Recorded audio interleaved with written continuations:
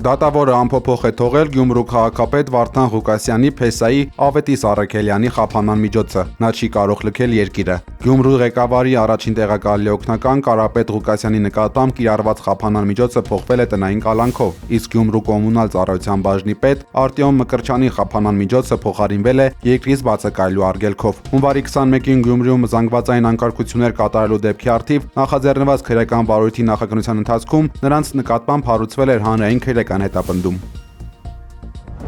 Հայաստանի եւ Ադրբեջանի միջև խաղաղության պայմանագիրը հնարավոր է կնքել մինչև հունիս, նախքան Հայաստանում սպասվող ընտրությունները, հայտարարել է Ադրբեջանի Միլի Մեջլիսի պատգամավոր Գուդրատ Հասանգուլիևը։ Ըստ ադրբեջանցի պատգամավորի, գործընթացի հաջողության համար Երևանը պետք է նոր սահմանադրությամբ պարտավորվի տարածքային պահանջներ չներկայացնել Ադրբեջանի նկատմամբ։ Հասանգուլիևը նշել է, քանի որ Ադրբեջանում պատերազմը ճանաչված է որպես հայրենական պատերազմ, խաղաղության պայմանագիր ստորագրելու համար անհրաժեշտ է խորհրդարանի համաձայնությունը։ Նա առաջարկել է անցյալ օգոստոսին նախաստորագրված փաստաթղթի քննարկումը ներառել Միլի Մեջլիսի գարնանային նստաշրջանի աշխատանքային ծրագրում։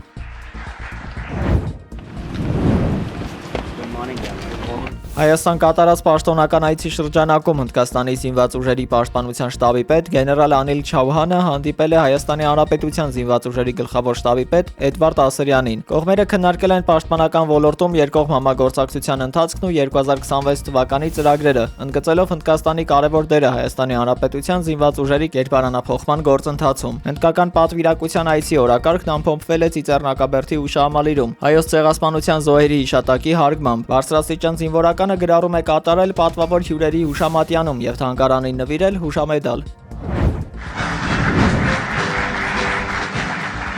Newsweek պարբերականն անդրադարձել է ԱՄՆ նախագահ Դոնալդ Թրամփի միջնորդությամբ Հայաստանի եւ Ադրբեջանի միջև նախաստորագրված խաղաղության համաձայնագրին։ Ըստ պարբերականի, Թրամփի մոտեցումը, որը ժողովրդավարական արժեքներից վեր է դասում տնտեսական շահերը, Հայաստանին թողնում է մեկուսացված ու խոցելի Իլհամ Ալիևի ռեժիմի դեմ։ Պարբերականը պնդել է, որ այս փաստաթուղթը ոչ թե խաղաղության ուղի է, այլ դիվանագիտությամբ քողարկված կապիտուլյացիա։ Համաձայնագրի առանցքային ու վիճահարույց մասը Թրամփի երթուղին Newsweek-ը որակել է կախվածության միջանցք եւ մահացու հարված Հայաստանի տարածքային ամբողջականությանը։ Այս գործարքը պարբերականի պնդմամբ Հայաստանը վերածում է վասալ պետության, նպաստելով Կասպիական նավթի հոսքին դեպի Եվրոպա, երկրի սեփական անկախության հաշվին։ Հոդվածում շեշտվել է, որ փաստաթղթում չի խոսվում Արցախից ավելի քան 120,000 հայերի էթնիկ ստումների մասին, ինչպես նաև նախատեսում է դադարեցնել Ադրբեջանի դեմ միջազգային դատական գործերը, դրանով իսկ սրբացնելով պատերազմական հանցագործությունները։ Միաժամանակ Ադրբեջանը շարունակում է պահել հայ ռազմագերիներին ու իրականացնել մշակութային ցեղասպանություն, ոչնչացնելով հայկական ինքնության հետքերը։ Ըստ Newsweek-ի, սա ոչ թե խաղաղության համաձայնագիր է, այլ տնտեսական գրավ Հայաստանի ապագայի վրա, որտեղ տոկոսարադրույքները սահմանում են թշնամիները։ Ռուսաստանի արտգործնախարարությունը հանդես է եկել հայտարարությունով, որտեղ անդրադարձ է կատարվել Հարավային Կովկասին։ Ռուսաստանի արտաքին գերատեսչությունը հորդորել է պաշտոնական Երևանին հավատարիմ մնալ դաշնակցային պարտավորություններին եւ զերծ մնալ հակառուսական միավորումների հետ մերձացումից։ Արտգործնախարար Սերգեյ Լավրովը նախազգուշացրել է, որ Արևմուտքի ենթադրյալ բարի մտադրությունների քողի տակ թաքնված են սառը հաշվարկներ, նպատակ ունենալով Հարավային Կովկասը վերածել Ռուսաստանի դեմ ուղղված հարվածային ցավոտ կետի։ Մոսկվան միևնույն ժամանակ շեշտել է, որ ԵԱՏՄ շրջանակում տնտեսական փոխգործակցությունը Հայաստանին մեծ օգուտներ է բերում եւ հիմնված է երկարաժամկետ շահերի, այլ ոչ թե քաղաքական անցողիկ քայլերի վրա։ ԱՄՆ նախագահ Դոնալդ Թրամփն ու Հնդկաստանի վարչապետ Նարենդրա Մոդին ձեռք են բերել առևտրային խոշոր համաձայնություն, որով ամերիկյան կողմն անմիջապես 50-ից 18% է իջեցրել հնդկական ապրանքների մաքսատուրքերը, վերացնելով ռուսական նավթի գնումների պատճառով սահմանված պատժիչ սակագները։ Փոխարենը Նյու Դելին պարտավորվել է զրոյացնել առևտրային արգելքները, հրաժարվել ռուսական հումքից եւ ավելի քան 500 միլիարդ դոլարի ամերիկյան էներգակիրներ ու տեխնոլոգիաներ ներկրել, իապես սերտացնելով երկկողմ տնտեսական փոխգործակցությունը։ Այս պատմական գործարքը, որը հաջորդում է Եվրամիության հետ Հնդկաստանի նմանատիպ պայմանագրին, արդեն իսկ նպաստել է հնդկական խոշոր ընկերությունների բաժնետոմսերի կտրուկ աճին եւ նոր հեռանկարներ բացել երկրի արտահանման ու տնտեսական վերելքի համար։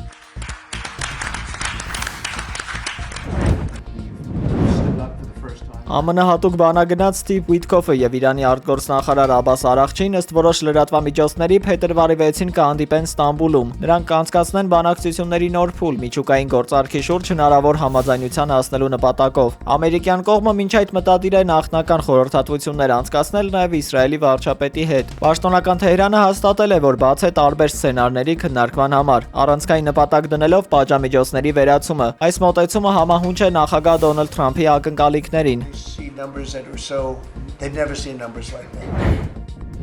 ԱՄՆ հատուկ բանագնաց Սթիվ Ուիթքոֆը փետրվարի 3-ին կայցելի Իսրայել վարչապետ Նեթանյահուի եւ երկրի ռազմական ղեկավարության հետ հանդիպելու նպատակով։ Այցը տեղի է ունենում Իրանի հետ հարաբերությունների ծայրաստիճան սրման եւ Գազայի պատերազմին վերջ դնելու Սպիտակ տան ջանքերի ֆոնին։ Դրան նախորդել են Վաշինգտոնում երկու երկրների ռազմական գերատեսչությունների ներկայացուցիչների միջև անցկացված խորհրդակցությունները։ Բանակցությունների օրակարգում են Թեհրանի հետ հնարավոր միջուկային երկխոսության վերսկսման նախապատրաստական քայլերը։ Քննարկվելու է նաեւ անվտանգության ոլորտում նոր 10-ամյա համաձայնագրի մշակումը, որը նախատեսում է Իսրայելին տրամադրվող ամերիկյան ռազմական աջակցության երկարաձգում։ Սիրիայի անցումային կառավարության ներքին գործերի նախարարության հատուկ ստորաբաժանումները մուտք են գործել երկրի հյուսիս-արևելքում գտնվող Հասակե քաղաք։ Այս քայլով սկսվել է սիրիական ժողովրդավարական ուժերի հետ ձեռք բերված անվտանգային համաձայնագրերի իրականացումը։ Հունվարի 27-ին ստորագրված փաստաթղթի համաձայն կառավարական ուժերը կտեղակայվեն նաև Քամիշլիում, իսկ քրդական զինված կազմավորումները աստիճանաբար կընդգրկվեն պետական անվտանգային միասնական համակարգում։ Ալ-Ջազիրայում եւ Այն Ալ-Արաբում կձևավորվեն քուրդ մարտիկներից կազմված 4 բրիգադներ, որոնք կգործեն կենտրոնական հրամանատարության ենթակայությամբ։ Ֆրանսիայի Թուլուզ քաղաքի հիվանդանոցներից մեկում արտարոց դեպք է տեղի ունեցել։ Տղամարդու ուղիղ աղիում հայտնաբերվել է հրետանային արկ։ Հիվանդանոցի ղեկավարությունն անմիջապես կանչել է սակրավորների եւ իրականացրել շենքի մի հատվածի մասնագիտ արհանում։ Մինչ մասնագետների ժամանելը բժիշկները ստիպված են եղել սպասել, քանի որ արկը կարող էր պայթել։ Սակրավորները հաստատել են, որ այն առաջին համաշխարհային պատերազմի ժամանակաշրջանի հավաքածուի նմուշ է, որն այլևս պայթյունավտանգ չէ։ Միայն սակրավորների եզրակացությունից հետո վիրաբույժները կարողացել են անցնել գործի եւ հեռացնել իրը տղամարդու մարմնից։ Այն ունեցել է 16 սանտիմետր երկարություն եւ 4 սանտիմետր տրամագիծ։